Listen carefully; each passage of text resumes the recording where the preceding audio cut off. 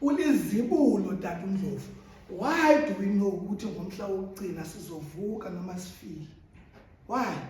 Because uJesu wavuka kuqala. So it makes him a firstborn of the living. That is why iBhayibheli sofana naye. That is why we know ukuba sizovuka. Ngoba yena uyayazi.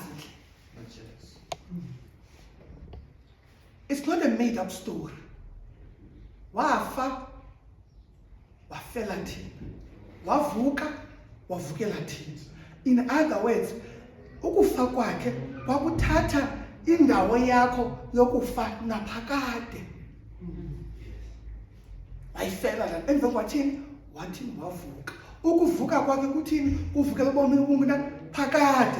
Therefore wena nxa uza kuJesu, xa usindiswa ithi iBhayibheli usuka ebumnyameni ungena ebukhanyeni, usuke ubomi obuphelayo ungena kubomi obungunaphakade.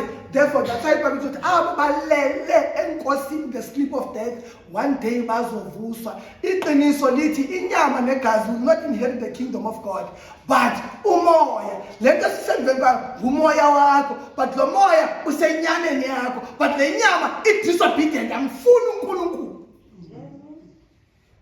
Therefore le nyama yakho masiyicenge ize enkonzweni so that your soul can be saved. Because the day you die, masifika sibona umzimba wakho sithi awuTata uNdlovu akasekho. Ngoba simjongileyo umzimba, because the real person is God. Lo uYesu azikuye. Remember I said life is spiritual. We are spiritual beings bangcwele. Singabantu bakamoya oyingcwele. That is why I'm saying, beloved, that uYesu nje nokuthiwa yi-firstborn of all creations. In other words, nathi sathini sizovuswa.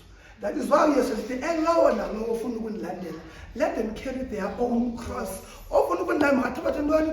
Owakhe umnqamlezo. In other words, you must also face persecution and suffering for the gospel just as Christ did. Fama uyinyamezele ntoni? Ivangeli. Ayilulanga ke le ivangeli enyamezelwayo.